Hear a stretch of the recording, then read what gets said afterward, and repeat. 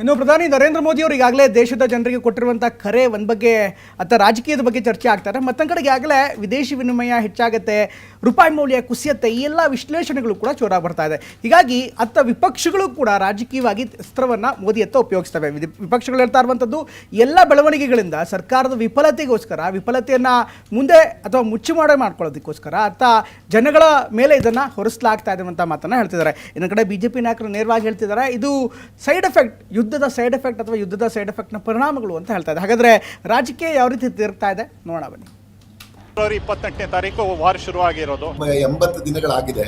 ಯುದ್ಧ ಇಷ್ಟೊಳಗೆ ಮುಗಿದಿದೆ ಅನ್ನುವಂಥ ನಿರೀಕ್ಷೆ ನಮ್ದೆಲ್ಲ ಇತ್ತು. ಅದಾಗದ ಕಾರಣದಿಂದ ಪ್ರಧಾನಿಯವರ ಅಪೇಕ್ಷೆ ಏನು? ಹಮೇ ಪೆಟ್ರೋಲ್ ಡೀಸೆಲ್ ಕಾ ಉಪಯೋಗ ಕಮ್ ಕರ್ನಾ ಹೋಗಾ. ಹೂಗ್ಲಿ ನದಿಯಲ್ಲಿ ಫೋಟೋಗ್ರಾಫ್ ಇಳಿಯುವಾಗ ಮಿತವ್ಯ ಕಾಣಲಿಲ್ವಾ?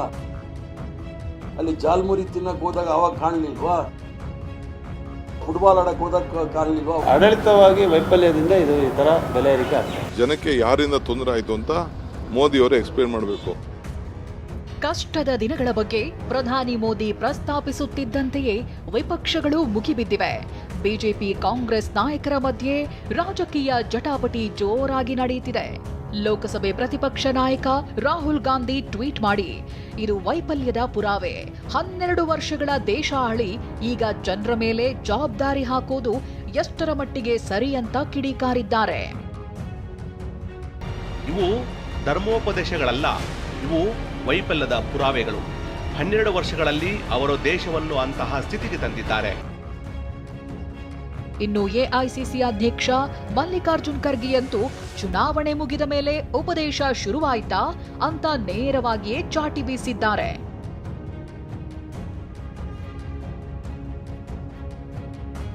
ಇನ್ನು ನಟ ಪ್ರಕಾಶ್ ರಾಜ್ ಕೂಡ ನೋಟು ರದ್ದತಿ ಮತ್ತು ಕೋವಿಡ್ ಕಾಲದ ಲೋಪ ನೆನಪಿಸಿ ಆಕ್ರೋಶ ಹೊರಹಾಕಿದ್ದಾರೆ.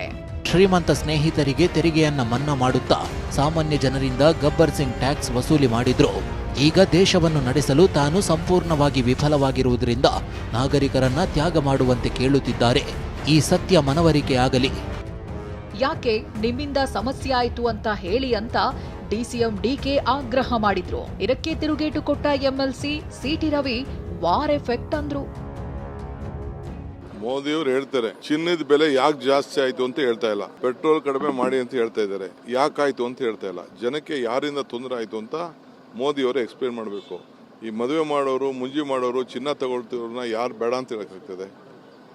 ಸೊ ನೀವು ಜನರಿಗೆ ಏನು ಒಂದು ಸಲಹೆ ಏನು ಬೇಕಾದ್ರೂ ಕೊಡ್ತೀರಿ. ಹಿಂದೆ ಕೋವಿಡ್ ಬಂದಾಗ ದೀಪ ಹಚ್ತೋ, ಚಪ್ಪಾಳೆ ತಟ್ಟೋ, ಏನಾದ್ರು ನಿಂತ್ಕೋತಾ? ಏನು ನಿಂತ್ಕೋತಿಲ್ಲ. ಒಂದು ಪ್ರಾಕ್ಟಿಕಲ್ ಇರಬೇಕು.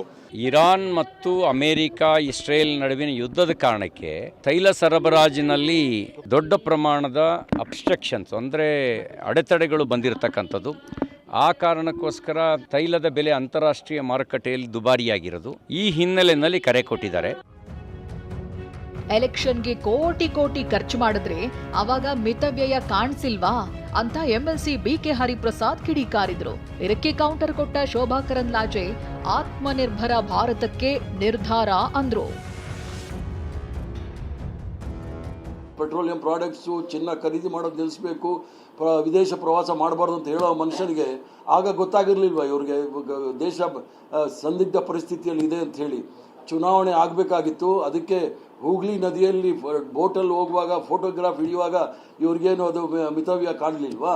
ಅಥವಾ ಅಲ್ಲಿ ಜಾಲ್ಮುರಿ ತಿನ್ನಕ್ ಹೋದಾಗ ಅವಾಗ ಕಾಣಲಿಲ್ವಾ? ಅಥವಾ ಸಿಕ್ಕಿಮಲ್ಲಿ ಹೋದಾಗ ಫುಟ್ಬಾಲ್ ಆಡಕ್ ಹೋದಾಗ ಕಾಣಲಿಲ್ವಾ? ಇವತ್ತು ಕಡಿಮೆ ಬಳಕೆ ಆದ್ರೆ ನಮ್ಮ ವಿದೇಶಿ ವಿನಿಮಯ ಉಳಿಸಬಹುದು. ಅದರ ಜೊತೆಗೆ ನಾವು ಇದರಲ್ಲಿ ಕೂಡ ಆತ್ಮನಿರ್ಭರ ಇಲ್ಲ. ಪೆಟ್ರೋಲಿಯಂ ಪ್ರಾಡಕ್ಟ್ಸ್ ಅಲ್ಲಿ ನಾವು ಆತ್ಮನಿರ್ಭರ ಇಲ್ಲ, ರಸಗೊಬ್ಬರದಲ್ಲಿ ನಾವು ಆತ್ಮನಿರ್ಭರ ಇಲ್ಲ. ನಮ್ಮ ದೇಶ ಆತ್ಮನಿರ್ಭರ ಆಗಬೇಕು ಅಂತಂದ್ರೆ ನಾವೆಲ್ಲರೂ ಕೂಡ ಮಿತವಾಗಿ ಬಳಕೆ ಮಾಡಬೇಕು. ಪ್ರಧಾನಿಯವರ ಅಪೇಕ್ಷೆ ಏನು?